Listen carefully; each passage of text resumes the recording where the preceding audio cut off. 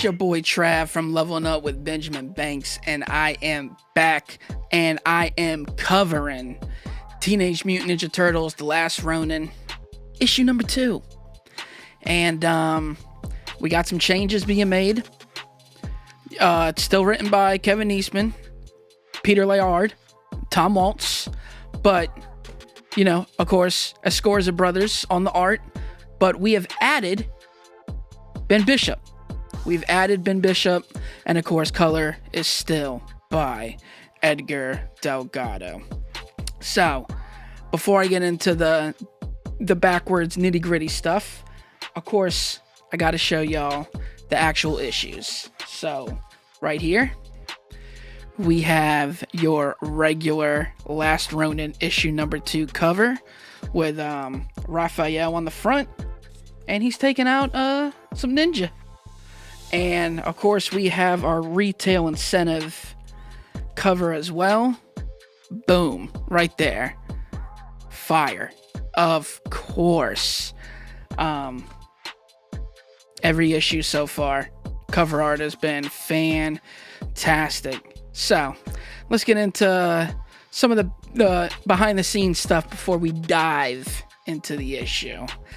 This was set to originally come out January 27th, but this was pushed back to February 17th, and it was pushed back because they were coming out with, they announced issue number 1, the director's cut of issue number 1, that was also supposed to come out February 17th, and of course, that got pushed back to March 17th, and so we'll be getting that next month, and they pushed back issue number 2 to February 17th as well.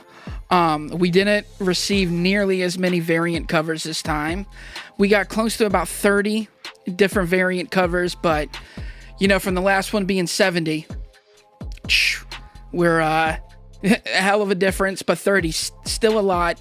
And of course, as I make this video, we already announced that the second printing will have a brand new cover, and I will post that right here for you. Fire. And of course, that cover, we'll get into that as we go deep into what happens this issue. So yeah, like I said, we've added Ben Bishop to the art crew.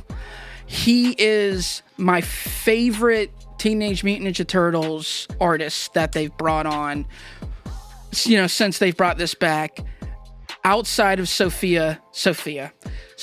Campbell. But Ben Bishop and Sophie Campbell, those are probably my 2 favorite artists that they've brought on.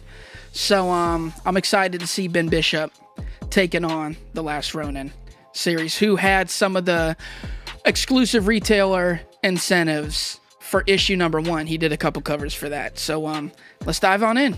So we start off with an aging April O'Neil, and as you can see, she's crying in bed, and she's reminiscing on the time when her and Casey seemed to be preparing some sort of dinner for the Turtles. They're gonna have a get together, and they have a big announcement to make to them. Unfortunately, things take a turn for the worse when we see that Splinter is in critical danger as the Turtles barge in trying to save his life.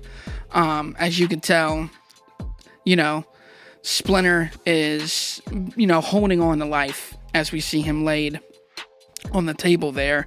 And in good old Raph fashion, he decides to take off and handle business his own way. And it wouldn't be Raphael if he didn't do that. Now would it? So then we cut back to the current state and find out that April has lost an arm and a leg as she gets out of bed and prepares, you know, for the day or whatever.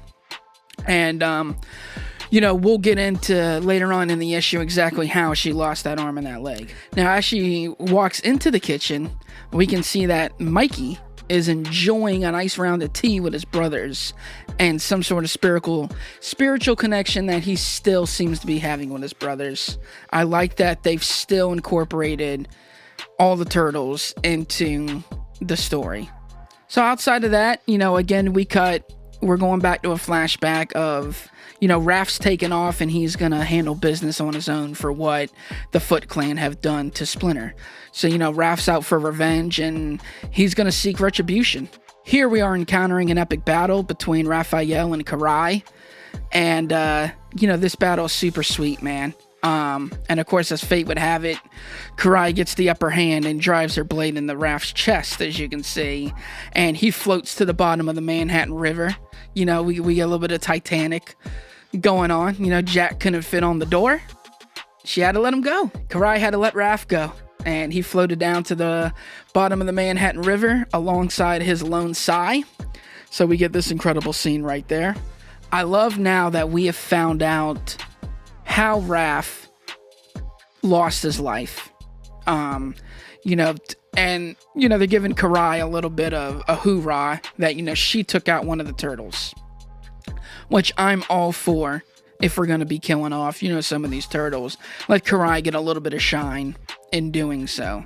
I think that, reading this issue so far, that it's satisfying to the adult fan base, and it, shocks the younger fan base and makes it a little edgy for them too. Now we get the reveal of Jones actually being the daughter of Casey and April.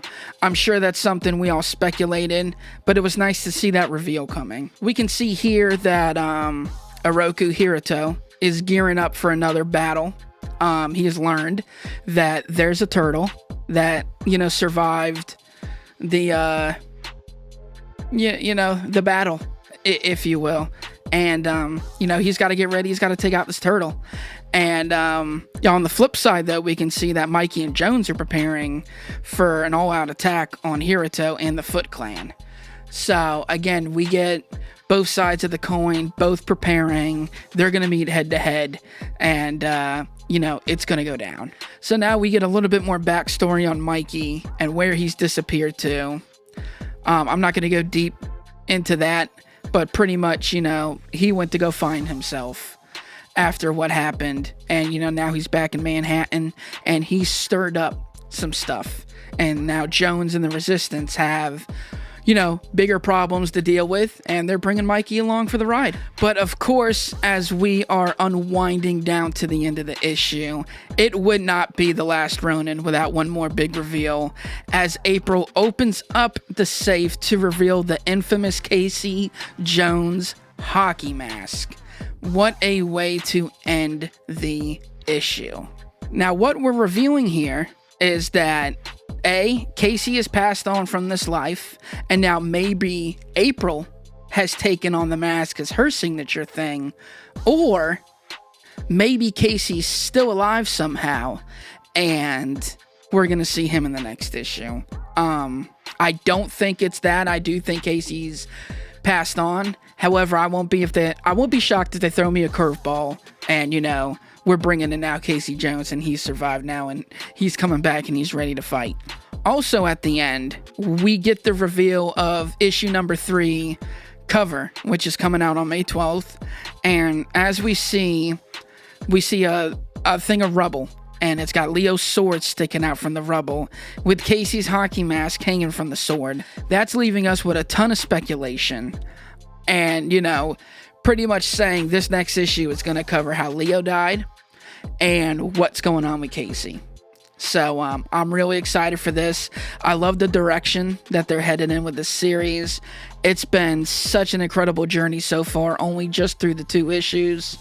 And this story so far has exceeded every expectation that I had for this series. Alright, y'all, make sure you subscribe to the channel. Make sure you hit the bell icon so you are notified whenever we post new videos. Make sure you follow the podcast at Leveling Up Bakes. Every Tuesday we have a brand new episode. You can follow me at ZK Audio on Instagram, and I will be back again for issue number 3 in May. Until then, see ya.